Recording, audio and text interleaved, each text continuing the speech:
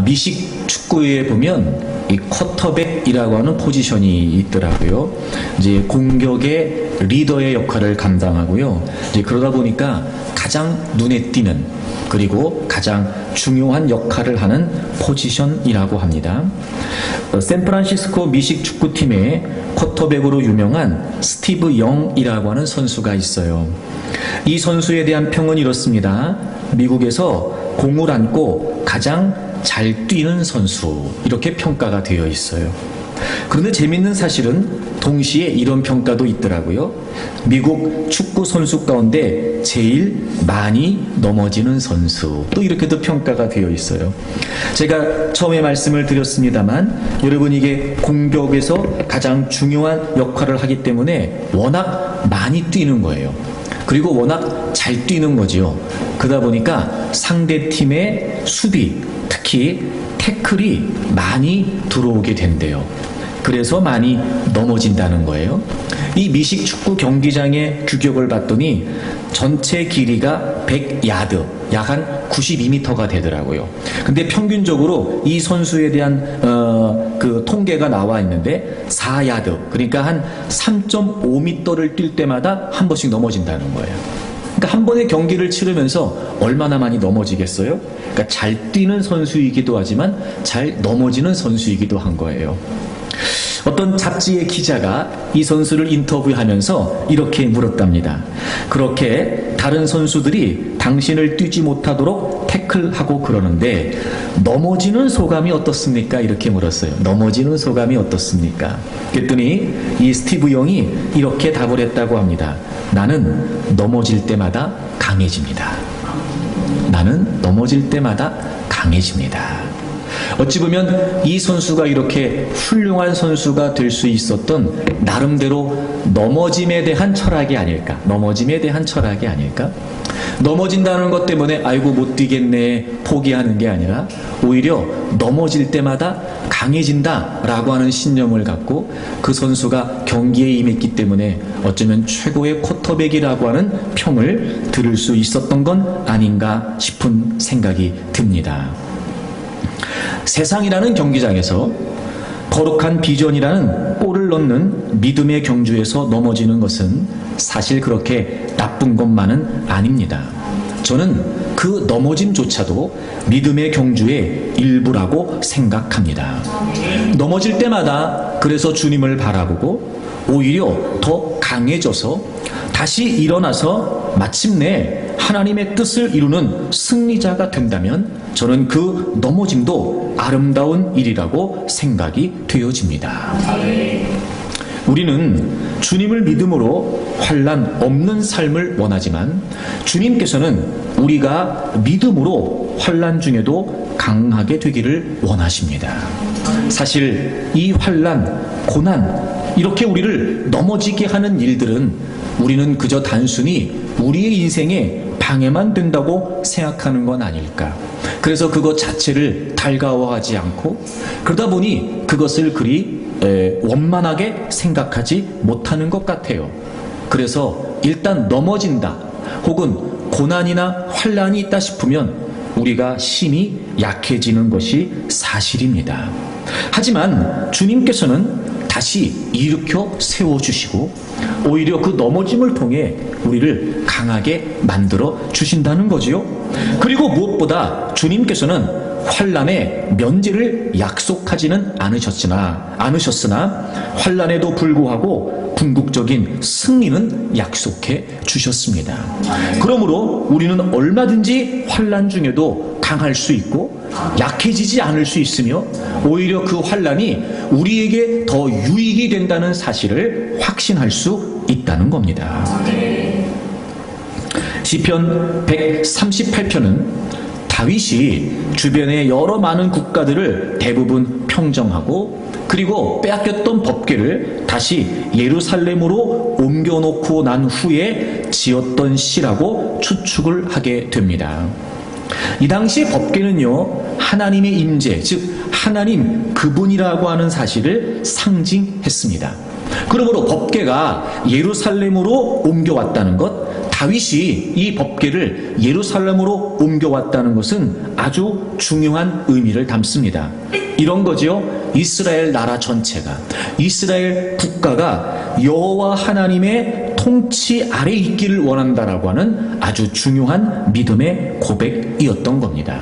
여러분, 굉장한 신앙 고백 아닙니까? 법궤를 예루살렘으로 옮겨오면서 이제 우리는 하나님의 다스리심 안에 있기를 원합니다 라고 하는 이런 훌륭한 믿음의 고백이었다는 거죠. 그런데 법궤를 옮기고 난 후에 모든 상황이 그리 순조로웠던 것은 아니었습니다. 오늘 138편의 배경을 좀 볼 수 있는 표현들이 몇 가지 등장하는데요. 여러분 먼저 1절을 보시면 내가 전심으로 주께 감사하며 신들 앞에서 주께 찬송합니다. 신들 앞에서라고 하는 표현이 등장합니다. 여러분, 이 말은 어떤 표현이냐면 이방신들 앞에서, 이런 뜻이에요. 이방신들 앞에서. 그러니까 지금 다윗이 대부분의 국가를 평정하고 이제 가나안을 차지해서 안정된 어떤 그런 국가적인 모습을 갖추어 나가고 있었던 건 분명합니다. 하지만 여러분, 가나안의 여러 많은 족속들, 또 이웃의 어떤 그런 여러 열방들 다 나름대로 자신들의 신을 섬기고 있었단 말이죠. 이제 그런 상황에서 법궤가 예루살렘으로 들어오게 되니까 그들도 다 그 법궤가 여호와 하나님을 상징한다는 걸 모를 리가 없었던 거예요. 여러분, 이 당시에는 한 국가가, 한 부족이 나름대로 섬기고 있는 신들이 있었고요. 국가 간의 전쟁은 그 신들의 전쟁이라고 여기고 있던 때였습니다. 그러니 법궤가 예루살렘으로 들어오는 걸 보면서 그 이웃 국가들이 모르긴 몰라도 위협감을 느꼈을 거예요. 그러니까 지금 다윗이 어떤 상황이냐면 그런 다양한 가나안의 부족 신들, 또 이방 민족들이 섬기고 있었던 그 신들에 의해서 어느 정도 도전과 또는 비난과 공격이 예상되는 그런 상황이었던 겁니다. 그러니까 사실 이건 정치적으로, 그리고 종교적으로, 국가적으로 다윗에게 위기일 수도 있었다는 거죠.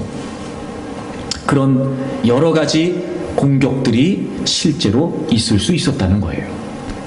동시에 7절에 보시면 내가 환난 중에 다닐지라도, 이런 표현이 있습니다. 환난이라고 하는 표현이 등장하지요. 여러분이 환난이라고 하는 말을 찾아봤더니요, 아주 강력한 고통이랍니다. 강력한 고통. 이게 어떤 때 쓰이는 단어인가 봤더니 전쟁 같은, 전쟁이라든지 아니면 아주 극심한 형벌을 받을 때 느끼는 고통, 체감하는 고통, 여러분 이것을 바로 환난이라고 이렇게 표현한 거더라고요. 그러니까 지금 다윗은요, 개인적으로도 아주 극심한 고통의 상황에 놓여 있다는 걸 알 수 있어요. 그래서 그 뒤에 다윗이 이런 표현을 해요. 내가 환난 중에 다닐지라도 주께서 나를 살아나게 하신다. 살아나게 하신다. 여러분이 살아나게 하신다는 표현이 무슨 말이냐면요, 죽음으로부터 소생하는 거예요. 그러니까 지금 다윗의 상황이 어떤 상황이라는 거예요? 죽을 지경이라는 거예요. 마치 지금 자기가 죽음에 놓여져 있는 그런 극심한 고통 속에 있다는 거죠. 여러분이 시편 138편을 기록했을 당시에 다윗은 국가적으로도 정치적으로도 공격을 받고 있었던 거예요. 게다가 개인적으로도 이런 극심한 고통을 겪어야 됐던, 죽음과도 같은 극심한 고통을 겪어야 했던 개인적인 어려움도 그에게 분명히 있었다는 겁니다. 그런데 여러분, 이 시편 138편을 보면서 우리가 놀라지 않을 수 없는 건 뭐냐면요, 연거푸 반복되어 나오는 표현이 있어요. 여러분 1절을 보세요. 내가 전심으로 주께 감사합니다. 감사합니다. 신들 앞에서 주께 찬송합니다. 이런 표현 나와요. 감사합니다. 찬송합니다. 그리고 2절을 보시면 맨 마지막 중간에 주의 이름에 감사합니다. 또 감사라는 말이 나와요. 그리고 여러분 4절을 보세요. 여호와여 세상의 모든 왕들이 주께 감사할 것은, 또 감사라고 하는 표현이 나와요. 여러분, 이런 상황임에도 불구하고 지금 다윗은 계속해서 감사합니다, 감사합니다, 찬양합니다, 이런 표현을 연거푸 사용하고 있다는 거죠. 지금 환난 중에도 불구하고 다윗은 하나님을 찬양하고 있으며 하나님께 감사하고 있다는 거예요. 여러분, 이 시편 138편을요 다윗의 여러 시 중에 감사의 시로 분류하고 있습니다. 여러분, 우리는 이 상황의 배경을 알고 있습니다. 지금 이 상황은 감사할 수 있는 상황이 아니죠. 찬양할 수 있는 상황이 아니에요. 그는 지금 환난 중에 있습니다. 하지만 다윗은요, 환난 때문에 약해지지 않았습니다. 다윗은요, 환난 때문에 주눅들지 않았습니다. 오히려 환난 중에도 강하게, 그는 담대하게 대처하고 있고 맞서고 있습니다. 그러면서 오히려 그는 지금 하나님 찬양합니다, 하나님 감사합니다, 이렇게 고백하고 있다는 거지요. 그렇습니다, 여러분. 얼마든지 환난 중에도 강할 수 있습니다. 환난 중에도 강하게 맞설 수 있고 그 환난에 강하게 대응할 수 있습니다. 얼마든지 그 환난을 강하게 맞서 이겨낼 수 있으며, 여러분, 그 환난을 얼마든지 우리가 강건하게 싸워서 이겨낼 수 있습니다. 우리에게도 여러 가지 많은 환난이 있을 수 있습니다. 어려움이 있을 수 있지요. 문제라고 여겨지는, 그래서 우리의 기운을 빼게 하고, 그래서 여러분 우리가 지치게 만들고, 그래서 여러분 우리가 점점 힘을 잃어버리게 하는 다양한 많은 문제들이 우리에게 놓여질 수 있습니다. 어쨌든 그렇습니다, 여러분. 하지만 환난이라고 해서 다 약해져야 되는 건 아닙니다. 사랑하는 여러분, 환난 중에도 강해지십시오. 환난 중에 있다 할지라도 강하게 대처하십시오. 오히려 그 환난 때문에 더 강해지는 은혜를 경험하십시오. 여러분, 우리가 다윗처럼 환난 중에 다닐지라도 강하게, 그래서 여러분, 어떤 환난이 우리에게, 어떤 고난과 문제가 우리에게 닥친다 할지라도 우리가 강하게 대응하여 이기고 정복할 수 있는 저와 여러분이 되기를 바랍니다. 그렇다면 여러분, 어떻게 다윗이 환난 중에도 강할 수 있었을까? 약해지지 않고 오히려 더 강하게 대응하면서 그런 중에도 하나님을 찬양하고 하나님께 감사할 수 있었을까? 여러분, 그 다윗의 비결을 함께 나누어 보려고 합니다. 먼저 첫 번째, 여러분, 다윗이 환난 중에도 강할 수 있었던 비결은 무엇이었냐면, 그가 환난 중에도 하나님께 예배했기 때문이었습니다. 여러분, 오늘 본문 시편 138편 1절과 2절을 다시 한번 보실까요? 내가 전심으로 주께 감사하며 신들 앞에서 주께 찬송합니다. 찬송하고 감사한다는 거예요. 게다가 여러분 2절에 보십시오. 내가 주의 성전을 향하여 예배합니다 라고 표현하고 있죠. 예배합니다, 예배합니다. 그리고 또다시 주의 이름에 감사합니다 이렇게 표현되어 있어요. 감사하고 찬양하고 예배하고. 여러분, 지금 다윗은요, 환난 중에도 한 가지 중요한 태도를 보이고 있습니다. 그것은 뭐냐면 여전히 하나님을 찬양하는, 하나님께 감사하는 예배를 잃어버리지 않고 있었다는 거예요. 여러분, 특별히 여기서 예배한다, 감사한다, 찬양한다, 이 말은요, 신적 존재에게만 사용했던 단어였습니다. 그러니까 하나님께만 표현하는 단어였어요. 그러니까 이 모든 표현들을, 감사합니다, 예배합니다, 찬양합니다 라고 하는 이 모든 표현들은 지금 하나님을 향한 다윗의 예배라고 하는 사실을 우리가 알 수 있습니다. 그런데 우리가 서두에서 배경을 살펴봤습니다만, 여러분, 지금 이 상황은 예배할 수 있는 상황이 아닙니다. 지금 이 상황은 다윗이 감사하며 찬양하며 이렇게 할 수 있는 상황이 결코 아니었습니다. 또 어찌 보면 지금 다윗이 예배합니다 라고 말했던 건 오히려 그의 의지적인 결단일 수도 있었다는 거예요. 근데 사실이 그렇습니다. 여러분, 오늘 본문 1절과 2절에도요, 반복해서 나오는 표현이 있어요. 내가 감사하고 내가 찬송하고. 2절에 내가 예배한다는 거예요. 여러분이 나라고 하는 표현이 바로 1인칭 능동태의 표현이었습니다. 그러니까 능동적으로, 그러니까 지금 비록 상황은 환난이에요. 그러니까 너무 어렵습니다. 너무 고통스러워요. 극심한 어려움을 겪고 있습니다. 그러니 예배가 쉽지 않은 상황이에요. 그럼에도 불구하고 다윗은 의지적으로 결단하고 있는 겁니다. 능동적으로, 적극적으로 예배하겠다는 거예요. 그런 환난의 현장에서도 자신은 지금 예배하겠다는 거예요. 그런 의지적인 결단을 포함해서 내가 주님을 찬양합니다, 내가 주님을 예배합니다, 내가 주님께 감사합니다, 지금 다윗이 이렇게 고백하고 있는 것입니다. 그리고 그의 의지가 더 두드러지게 나타나는 표현이 한 가지 나옵니다. 1절을 다시 보시면 내가 전심으로. 여러분이 전심이라는 말이 무슨 말인지 아시죠? 모든 마음을 다 바친다는 거예요. 모든 마음을 다 바친다는 거예요. 여러분이 전심으로라고 하는 말은요, 자신의 온 마음을 다 바친다는 의미입니다. 어쩌면 여러분, 이런 다윗의 고백을 통해 우리가 지금 다윗의 상태를 엿볼 수 있지 않을까요? 이런 거죠. 지금 모든 마음을 다해서 하나님을 예배하기에 어려운 상황인 거예요. 여러분, 우리는 충분히 이 상황을 짐작할 수 있어요. 대개 경우 여러분, 어려운 문제를 만나게 되면 자꾸 마음이 흐트러집니다. 참 희한하죠, 여러분. 오히려 여러분, 어려운 문제를 만날수록 우리가 더 하나님께 마음을 집중해야 되는데요, 우리가 지금 부딪히고 있는 그 상황들 때문에 자꾸 우리의 마음들이 분산되고 흐트러져 버리는 거예요. 그러니까 지금 다윗도 그런 상황인 거예요. 우리와 별반 다르지 않은 거죠. 그래서 지금 다윗은 하나님을 예배하기 위해 의지적으로 지금 마음을 다해서 고백하고 있는 거예요. 내가 예배합니다. 내가 찬양합니다. 그러니까 보다 더 능동적으로, 그럴 만한 상황이 아니지만 능동적으로 더 예배하겠다는 거예요.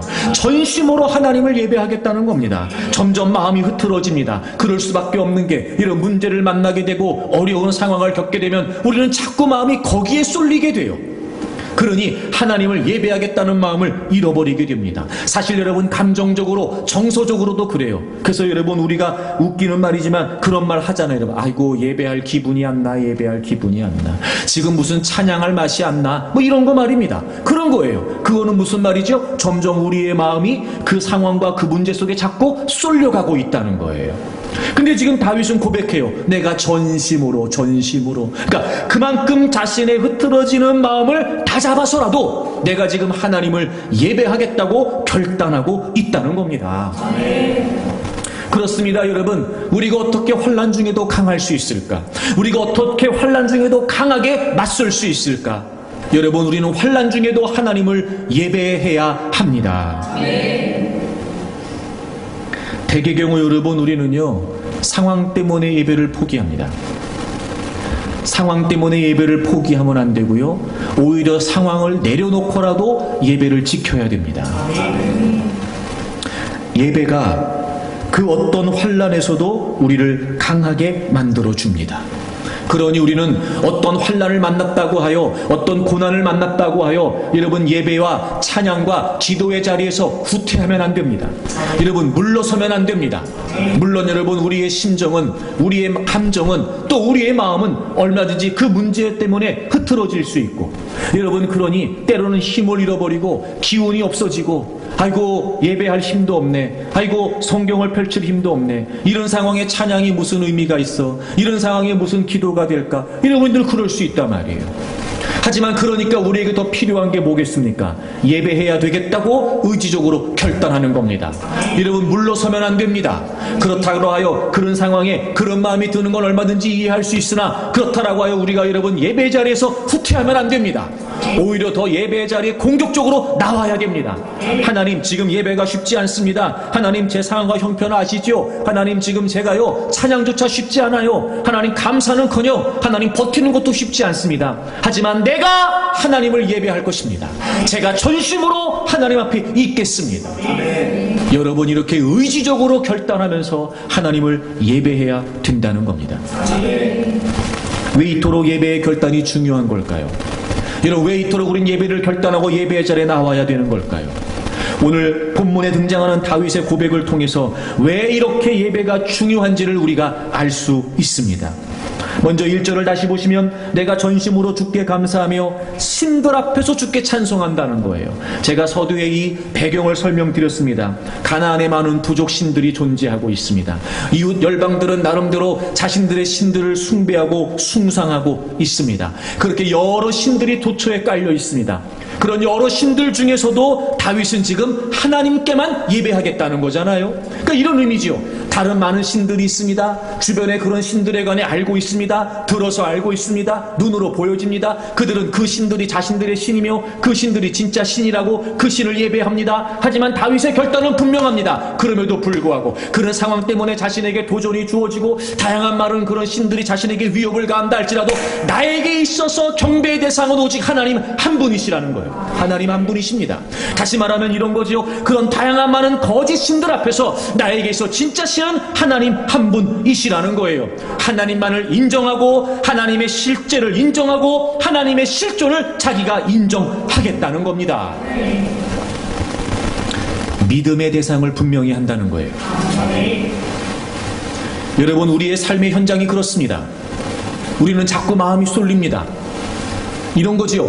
하나님으로 충분하지 않을 것 같은 겁니다. 야, 이런 상황에 하나님만 바라보고 있어서 되는 걸까? 야, 이런 형편에 하나님만 믿는다고 뭐가 되는 걸까? 점점 우리의 마음이 흐트러지기 시작합니다.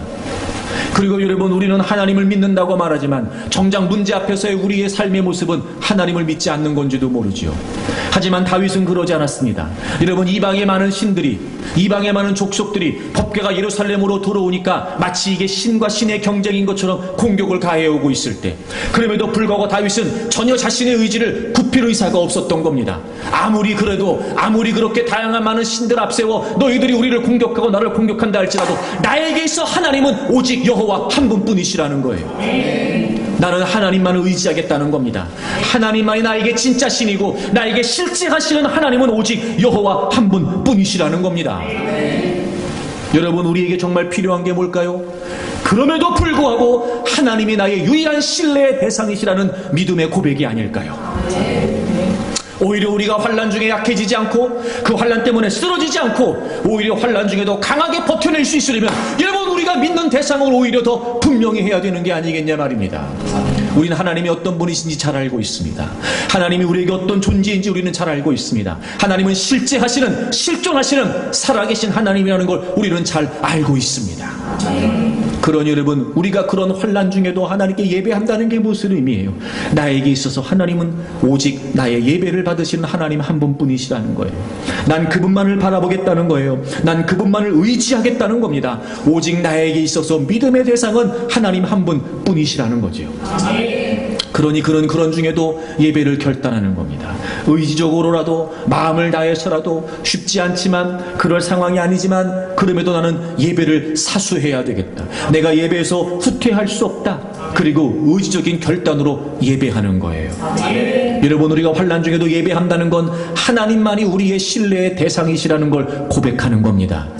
그러니 여러분, 예배를 놓치지 마십시오. 그럴수록 더 하나님을 예배하기 위해 힘쓰십시오.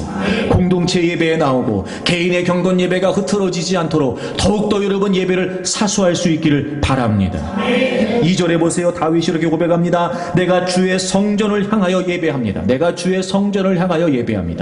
여러분, 저는요, 이 표현이 굉장히 저는 의미 있는 표현이라고 생각이 돼요. 여러분, 잠깐 저를 보시겠어요?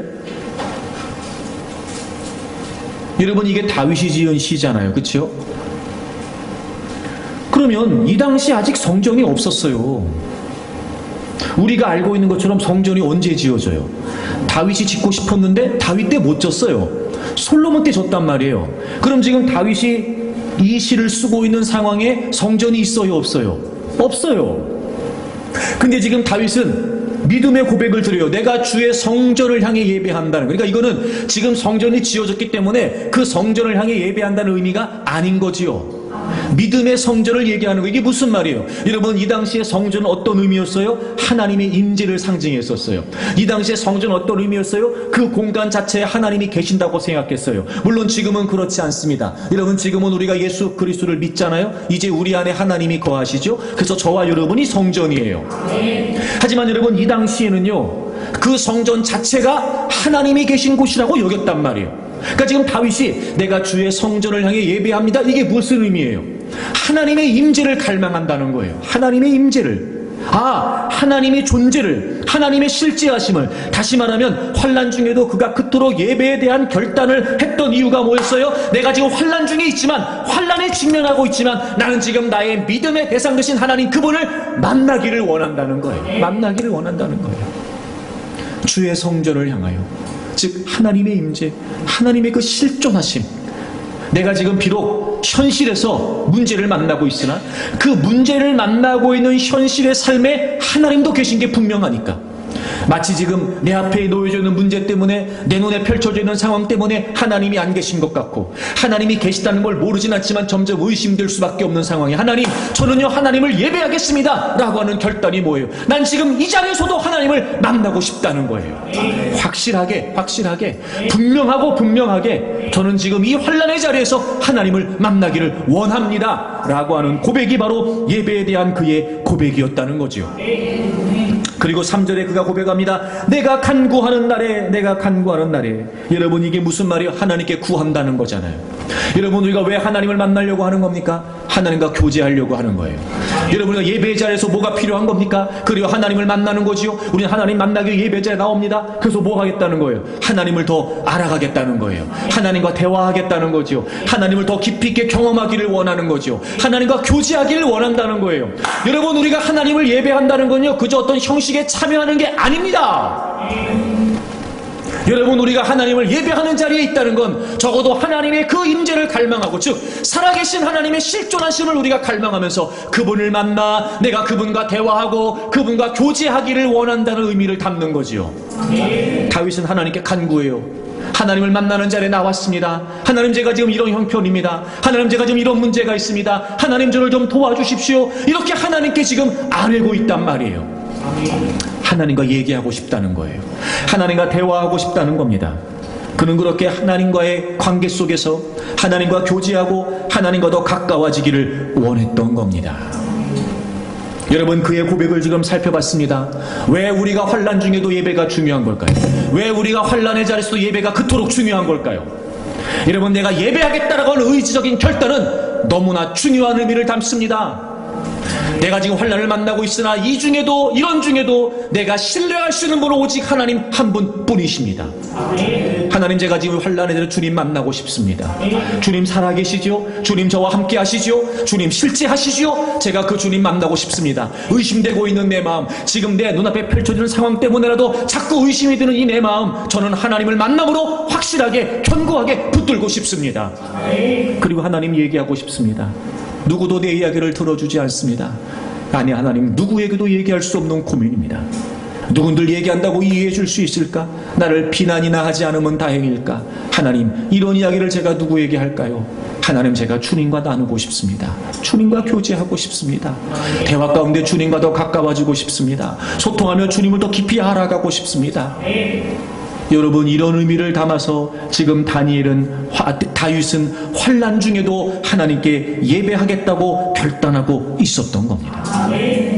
여러분, 우리가 환난 중에도 왜 예배가 중요합니까? 예배는 하나님 앞에 나오는 거예요. 여러분, 예배는 하나님을 만나는 겁니다. 예배는 하나님과 교제하는 겁니다. 그러니 여러분, 환난 중에도 우리에게 예배는 너무나 중요하다는 겁니다. 그래서 성경은요, 하나님을 구하라고 우리에게 강조하고 있습니다. 여러분, 시편 105편을 찾아보세요. 시편 105편, 우리 시편 105편 4절 다 같이 읽겠습니다. 여호와와 그의 능력을 구할지어다. 그의 얼굴을 항상 구할지어다. 아멘. 그의 얼굴을 항상 구할지어다. 여호와를 구할지어다. 그의 얼굴을 항상 구할지어다. 이렇게 되어 있어요.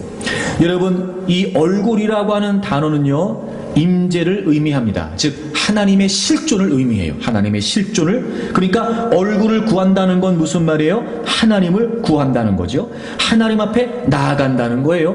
하나님의 얼굴 앞에 있다는 건 하나님의 실존 앞에 있다는 걸 의미하는 거죠. 그러니 하나님의 얼굴을 구한다. 그의 얼굴을 항상 구한다. 이건 무슨 말이냐면 그 하나님의 임재를 항상 구해야 된다는 겁니다. 그런데 여러분, 사실 이 말은요, 굳이 강조하지 않아도 될 말인 것처럼 여겨지기도 합니다. 왜냐하면 여러분, 하나님은요 어디에나 계십니다. 그렇죠? 그러니까 꼭 우리가 하나님을 찾아야 하나님 앞에 있는 게 아닐 수 있지 않겠습니까? 하나님은 안 계신 곳이 없어요. 어디나 하나님이 계신다는 거예요. 그런데 지금 성경은 하나님을 항상 구하라고 말하는 거예요. 굳이 항상 구할 필요가 있을까? 하나님은 어디나 다 계신데. 그렇잖아요, 여러분. 또 하나, 여러분, 이제 우리가 예수 그리스도를 믿음으로 말미암아 의롭다 하심을 받고, 그래서 이제 성령 하나님이 우리 안에 거하세요. 우리 안에 거하세요. 그래서 우리는 이제 하나님이 거하시는 성전 됐어요.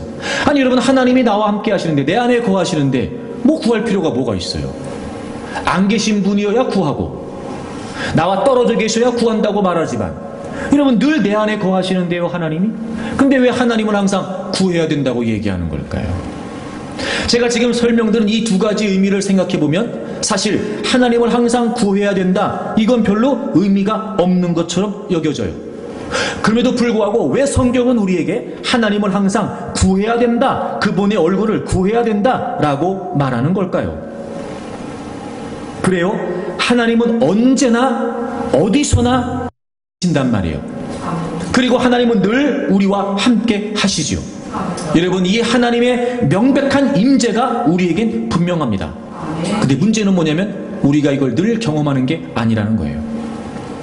다시 말해, 그 하나님의 명백한 임재를, 즉 언제나 나와 함께 하시고 내 안에 거하시는 그 분명한 하나님을 우리가 의식하지 못하거나 신뢰하지 못할 때가 있다는 거예요. 지금 시편 138편이 배경이 되는 것처럼 이런 환난을 만나게 되고 고난을 만나게 되고 어려움을 만나게 되면 마치 하나님이 안 계신 것처럼 우리가 느껴진단 말이죠. 때로는 여러분, 그런 상황을 만나게 되면 당황하고 불안해하면서 때로는 하나님이 계시다는 것조차 우리가 망각하게 되니까 말입니다. 그러니 하나님은 언제나 내 안에 거하세요. 어디에나 하나님은 계세요. 근데 문제는 우리가 그 하나님을 의식하고 하나님을 신뢰하지 못하는 상황이 분명히 있다는 거지요. 우리의 심령으로 그 하나님의 명백한 임재를 자각하지 못할 때가 많이 있다는 거예요. 우린 그걸 부정할 수 없습니다. 그러므로 우리는 뭘 해야 돼요? 항상 하나님을 구해야 된다는 겁니다. 언제라도 이런 상태가 우리에게 닥칠 수 있습니다. 우리는 언제라도 이런 문제에 직면할 수 있습니다. 그러므로 우리는 항상 하나님의 얼굴을 구해야 된다는 사실을 잊지 말아야 합니다. 그럼 여러분, 실제적으로 이 하나님의 얼굴을 구한다는 게 과연 어떤 의미일까요? 그럼 이렇게 우리가 이런저런 상황을 통해서 하나님의 명백한 임재가 의심되고 때로는 신뢰되지 않을 때, 그러니 우리는 하나님의 얼굴을 항상 구해야 된다라고 말할 때 여러분, 그게 과연 어떤 의미를 갖는 걸까요? 자, 우리 역대상 22장을 좀 찾겠습니다. 역대상 22장입니다. 역대상 22장 19절 찾으셨지요? 구약성경 644페이지입니다. 자, 우리 다 같이 읽겠습니다. 이제 너희는 마음과 뜻을 바쳐서 너희 하나님 여호와를 구하라. 아멘. 너희는 마음과 뜻을 바쳐서 너희 하나님 여호와를 구하라. 그러니까 여러분, 항상 하나님을 구하라는 게 무슨 말이에요? 마음과 뜻을 바쳐서 구하라는 거예요.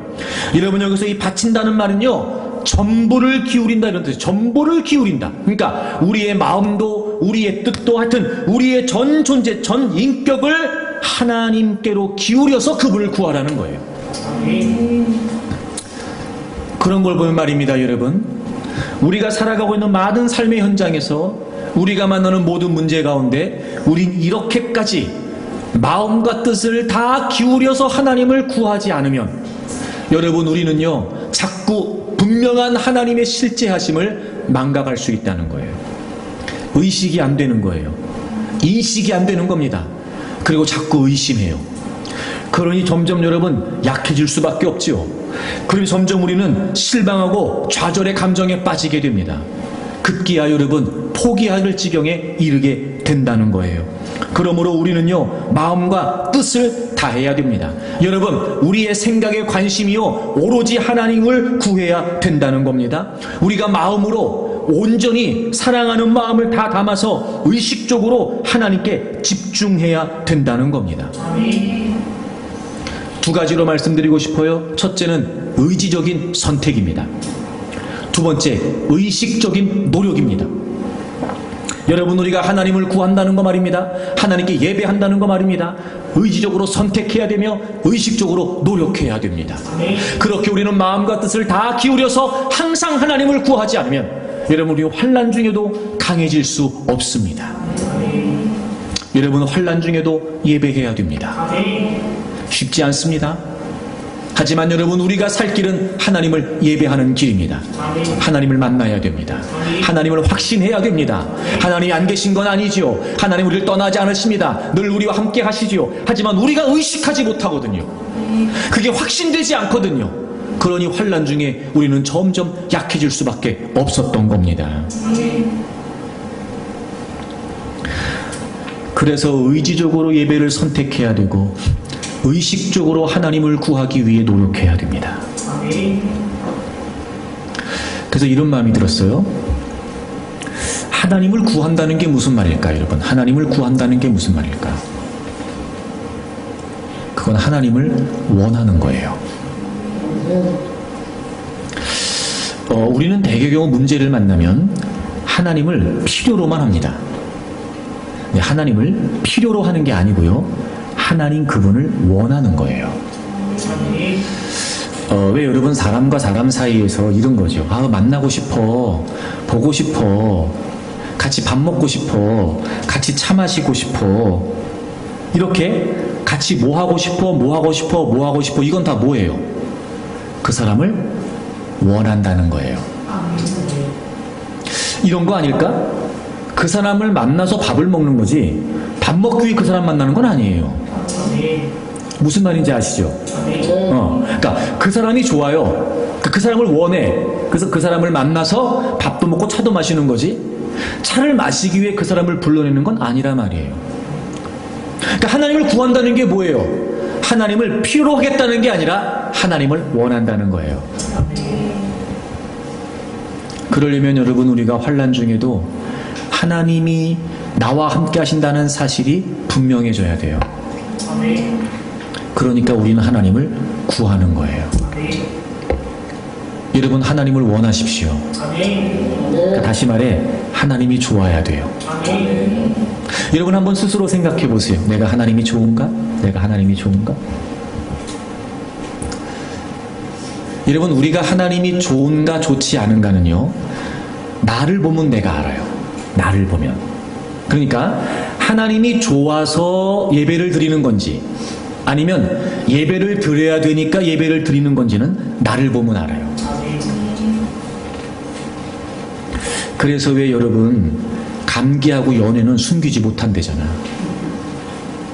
뭔 말인지 아시죠? 내가 누군가를 좋아하잖아요. 그러면요 내가 변하기 때문에요 숨겨지지가 않아요. 여러분 내가 누군가를 좋아하는 사람이 생기잖아요. 그러면 그거 숨길 수가 없어요. 왜냐하면 다른 것 때문에 그런 게 아니고요 내가 달라지거든요. 내가 뭐 그런 말 하잖아요. 여러분 그냥 둘이 있기만 해도 좋은데 참 이게 공감이 안 되냐 설명이 안 되네 참나. 그렇잖아요 여러분. 뭘 해도 좋아 뭘 해도 점점 요즘은 여러분 그런 것도 너무 현실적이 되고 좀 사회가 삭막해서 그렇지 옛날엔 그랬어요. 숟가락만 빨고 있어도 좋다고 그랬다니까. 옛날에는 그런 때가 있었어요 여러분. 그러니까 그게 왜 그런 거예요? 내가 그 사람을 원하는 거예요. 좋은 거예요. 좋은 거예요. 좋은 거예요 그냥 내가 그 사람이. 그러니까 이런 거예요. 내가 정말 하나님이 좋다. 이게 어떻게 나한테 나타나요. 막 예배 시간이 기다려지는 거야. 막 예배 시간이 막 예배만 가면 막 너무 좋은 거야. 막 내가 막 막 성경 읽는 게 막 너무 기쁜 거예요. 막 내가 하나님이 좋으니까 하나님 무슨 말씀하셨지? 하나님 뭐라고 부르셨어? 막 하나님이 좋으니까 하나님을 찬양하는 게 너무 기쁜 거예요. 막 하나님이 내 찬양을 받으신다고? 그래 내가 하나님을 향한 고백이 이렇게 내가 고백하고 싶었는데 이 찬양의 가사가 내 마음을 딱 담아냈네. 하나님 저에게 하나님은 이런 분이세요. 막 그러고 막 그 가사에 내가 하나님이 좋다는 걸 막 내 마음을 담으니까요 그 찬양하는 게 너무 좋은 거예요. 막 그냥 막 어린애처럼 좋은 거지. 막 어린애처럼. 그러니까 하나님이라면 그냥 막 하나님이 좋으니까 하나님과 관련된 모든 일은 막 그냥 어린아이처럼 너무 좋은 거예요. 왜? 하나님이 좋으니까. 여러분 예배가 그런 거예요. 여러분 이런 거잖아요. 여러분 난 하나님이 너무 좋아서 하나님을 예배해야 되는데 지금 내가 만난 어려운 문제 때문에 정서적으로 내가 너무 힘들어. 감정이 지금 서로 좋아하는 사람이 있는데 집에서 반대를 해. 힘들잖아요. 여러분 그래도 어떻게 해요? 만나려고 머리 쓴다니까. 그런 거예요. 그런 거. 이게 딱 맞는 비유는 아닐지 모르지만 그런 거예요. 여러분 내가 지금 하나님이 너무 좋아. 근데 지금 내 앞에 있는 문제가 너무 나를 힘들게 해. 그래도 내가 살 길은 뭐야? 내가 기댈 수 있는 건 주님밖에 없으니까. 내가 너무 사랑하고 좋아하는 주님밖에 안 계시니까 그 환난을 넘어서서라도 내가 예배하고 싶은 거죠. 나와 하나님 사이의 관계에서 내가 하나님을 예배하는 마음에 어떤 방해가 있다 할지라도 내가 그 방해를 극복하고라도 내가 주님을 만나기를 원하는 거예요. 그러니까 이런 시편 138편 같은 상황에서는 의지적인 결단이 더더욱 절실하게 요구되는 거예요. 내가 전심으로 하나님의 얼굴을 구하겠다는 거예요. 그분을 만나지 않으면 살 수 없으니까. 그분과 대화해야 내가 살아날 수 있으니까. 그러니 여러분 우리가 하나님을 구한다는 건요 하나님이 좋으면 어떤 상황에서 우리가 하나님을 구할 수 있단 말이에요. 그럼 이제 우리가 이렇게 물어볼 수 있잖아. 그럼 하나님이 왜 좋은 거지? 여러분 하나님이 왜 좋은 거예요? 하나님이 왜 좋아요? 다시 본문으로 돌아와 보세요. 내가 알려드릴게. 여러분, 하나님을 좋아할 이유가 충분합니다. 시편 138편 2절 다시 보세요. 내가 주의 성전을 향하여 예배하며, 그 다음 보세요. 주의 인자하심과 성실하심으로 말미암아 주의 이름에 감사한대요. 여러분, 우리가 하나님을 좋아할 수 있는 충분한 이유가 뭔지 아세요? 그분은 인자하시고 성실하세요. 인자하시다는 말, 그분은 우리를 사랑하신다는 거예요. 그분은 선하시다는 거예요. 여러분, 그분이 성실하시다는 말, 이게 무슨 말이에요? 그분은 신실하시다는 거예요. 여러분, 이런 거예요. 우리가 하나님을 충분히 좋아할 수 있는 이유가 뭐냐면요, 일단 하나님 우리를 먼저 사랑하셨어요. 하나밖에 없는 아들 예수 그리스도를 우리 때문에 버려주셨다니까요, 여러분. 여러분, 이 인자하심을요, 무엇과 견줄 수 있겠습니까? 이 하나님의 사랑이 정말 우리에게 분명하다는 확신이 있으면요, 그분을 좋아하지 않을 수가 없어요. 아니, 이렇게까지 나를 사랑한다고 하나님이 우리에게 프로포즈를 하시는데, 여러분, 그 프로포즈를 받고 감동받지 않으면 그게 이상한 거지, 여러분. 네. 세상에서는 여러분 다양한 이벤트를 해가지고 말입니다. 마지막에 여러분 막 짠하고 해가지고 무릎 딱 꿇고 그런 반지 딱 내밀고 그러면 막 보통 그려지는 그런 거잖아. 장면이 여러분 눈물을 쫙 흘리면서 알았어 막 이러면서 그런 거 있잖아요, 여러분. 근데 여러분, 그보다 더 진하고 그보다 더 여러분 위대하게 하나님이 우리에게 프로포즈 하셨어요. 우리 대신 예수님을 십자가에 못 박으셨다니까요, 여러분. 그리고 하나님이 여기 있다, 여기 이게 사랑이야. 내가 너희들을 이렇게 사랑한다. 여러분, 이 사랑이면 충분하죠. 그 사랑에 감동받지 않는 게 이상한 거고, 어찌 보면 그 사랑을 깨달았음에도 불구하고 감격하지 않는 게 이상한 거 아니에요, 여러분? 이보다 더 큰 사랑이 세상에 어디 있으며 누군들 이렇게 나를 사랑할 수 있겠냔 말이에요. 하나님의 인자하심이 분명합니다. 하나님의 성실하심, 여러분, 그분이 약속하신 대로 그분은 이루시는 분이란 말이에요. 여러분, 그분은 우리를 향하신 하나님의 뜻을 분명히 갖고 계시고 자신의 뜻대로 반드시 이루시는 하나님이시란 말입니다. 그러니 우리가 믿을 만하기에 충분하죠. 여러분, 이제 하나님이 우리에게 어떤 분이신지 하나님이 먼저 우리에게 보여주셨어요. 하나님의 인자하심과 하나님의 성실하심을 말입니다. 그런 우리는 하나님을 좋아할 이유가 충분합니다. 이미 하나님이 우리에게 베푸셨기 때문에 그래요. 그리고 늘 우리는 그분과 더 가까워지면서 그분을 더 좋아할 수 있겠죠. 그분을 향한 마음을 가지고 더 그분과 애정을 나눌 수 있겠죠. 그래서 더 그분에게 관심을 갖고, 그래서 우리가 의지적으로 결단하고 의식적으로 노력하면서 우리가 그분 얼굴을 구할 때마다 우리는 더 그분의 인자하심과 성실하심을 경험하게 될 겁니다. 그게 분명했던 다윗은 하나님께 간구했어요. 그리고 그가 의지적으로 하나님을 예배하겠다고 말하고 그가 하나님께로부터 얻은 은혜가 있습니다. 여러분, 우리 3절 다 같이 한번 읽습니다. 3절 다 같이 읽어요. 시작. 내가 간구하는 날에 주께서 응답하시고 내 영혼에 힘을 주어 나를 강하게 하셨나이다. 아멘. 여러분, 하나님 앞에 나왔습니다. 예배합니다. 하나님께 아뢰입니다. 하나님을 신뢰한다고 고백합니다. 하나님밖에 없다고 고백합니다. 그랬더니 하나님께서 응답하셨어요. 즉, 그런 중에도 환난 중에도 의지로 결단하고 내가 하나님을 예배합니다. 그리고 하나님께 나왔더니 하나님이 그에 맞는 은혜를, 그에 걸맞는, 그에 적합한 응답을 하나님이 주셨어요. 내 영혼에 힘을 주어 나를 강하게 하셨다는 거예요. 이런 거죠. 우리가 말하기도 전에 하나님은 우리의 형편을 알고 계세요. 그런 하나님이 우리에게 필요한 걸 주신 거예요. 물론 우리는 단편적으로 환난이 없어지면 좋겠다 이런 생각부터 하죠. 근데 하나님은 그게 아니에요. 너 지금 환난이라고 넘어진 거 아니야? 자, 내가 더 너를 강하게 할 거야. 그러더니 하나님께서 환난이라고 하는 상황을 바꿔주신 것이 아니라 다윗의 영혼에 힘을 주셔서 다윗을 강하게 하셨다는 거예요. 그렇게 의지적으로 환난 중에도 예배하겠다고 결단하더니, 그렇게 의지적으로 하나님 앞에 나오겠다고 몸부림을 치더니, 다양한 많은 신들 중에서도 하나님만이 나의 유일한 신앙의 대상이라고 고백하면서 하나님을 만나기를 갈망하고 하나님과 소통하며 대화하기를 갈망하며 하나님 앞에 있었던 다윗을 하나님은 결코 외면치 않으셨습니다. 하나님은 인자하시지요. 하나님은 성실하십니다. 그렇게 하나님을 향한 고백을 하며 하나님 앞에 머물렀던 다윗을 하나님은 외면하지 않으셨다는 거죠. 하나님은 그를 만나 주셨습니다. 하나님은 그의 간절한 부르짖음에 응답해 주셨습니다. 그 예배를 통해 하나님은 은혜를 부어 주셨습니다. 그를 강하게 하셨습니다. 그리고 그에게 힘을 주셨습니다. 여러분, 그러면 되는 거죠. 내가 강해지고, 내가 튼튼해지고, 내가 강건해지면, 내가 없던 힘이 생기면, 환난을 만났을 때 아무런 힘이 없어 그 환난 때문에 눌려 있었는데, 환난 중에도 하나님을 예배했던 다윗을 하나님은 강하게 하신 거예요. 그러니 이제 환난이 두렵지 않습니다. 그러니 이제 환난이 그에게 문제가 되지 않습니다. 그래서 다윗은 환난 중에도 강할 수 있었습니다. 여러분, 우리에게 힘이 없습니다.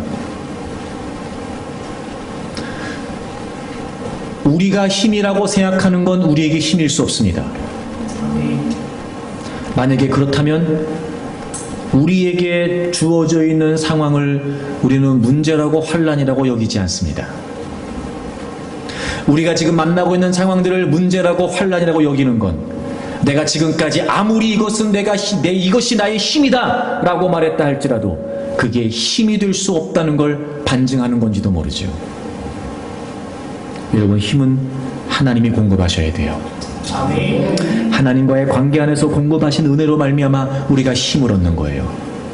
너무 단순하지요? 힘이 있어야 강해질 수 있는 거거든요. 그럼 우리가 지금 환난 중에 약해 있다는 건 무슨 말이요? 우리에게 힘이 없다는 거예요.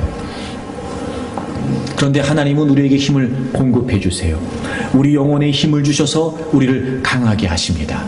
그래서 여러분, 환난 중에도 얼마든지 우리가 강하게, 환난 중에도 얼마든지 우리가 강건하게, 여러분, 그 환난에 맞서 이겨낼 수 있도록 도우신다는 겁니다. 사람이 사람을 만나도 힘을 얻습니다. 사람이 사람을 만나도 용기를 얻어요.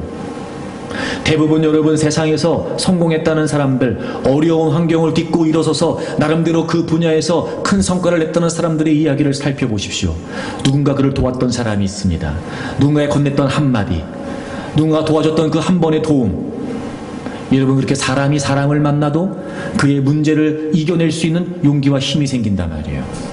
하물며 여러분, 사람이 하나님을 만나면 어떻게 될까요? 상상하지 못했던 일이 벌어집니다. 그래서 그런 말도 있지요. 사람이 사람을 만나면 역사가 일어나고, 사람이 하나님을 만나면 기적이 일어난다는 거예요. 그러니 우리가 어찌 예배를 소홀히 할 수 있겠습니까? 어찌 우리가 하나님과의 만남을, 하나님과의 교제를 아무것도 아닌 것처럼 취급할 수 있겠습니까? 그러니 여러분, 환난 중에도 의지적으로라도 결단하고 의식적으로라도 노력해서 우리는 하나님을 구해야 합니다. 사랑하는 여러분, 환난 중에도 강할 수 있습니다. 예배를 지켜야 됩니다. 혹시나 공동체 예배, 여러분 개인의 삶의 예배, 이런저런 이유와 형편 때문에 흐트러지고 무너지고 있었다면, 그래서 우리가 점점 약해지고 있는 겁니다. 환난이 문제가 아니라 우리가 약해지고 있는 게 문제였습니다. 그러니 하나님을 구하십시오. 환난 중에도 예배하기 위해 의지적으로 선택하고 결단하십시오. 그리고 다윗처럼 고백하세요. 하나님만이 나의 유일한 신뢰의 대상이십니다. 하나님만이 나의 참된 신이십니다. 제가 늘 하나님 앞에 나아가겠습니다. 저는 늘 하나님의 임재를 구하겠습니다. 그리고 하나님과 교제하며 하나님과 소통하고, 그리고 하나님과 대화하며, 하나님 저에게 힘을 주시기를 원합니다. 그럼 하나님은 반드시 우리의 간구 속에 역사하심으로 우리의 영혼을 강하게 하시고 우리에게 힘을 주실 것입니다. 환난 중에도 강하게 맞서고 강건하게 싸우면서 환난을 이겨낼 수 있는 여러분들이 되기를 바라고, 예배에 힘쓰는 여러분들의 삶의 현장에, 여러분의 인생의 현장에 예배를 통해 나타나는 하나님의 크고 위대하신 역사가 있게 되기를 바랍니다.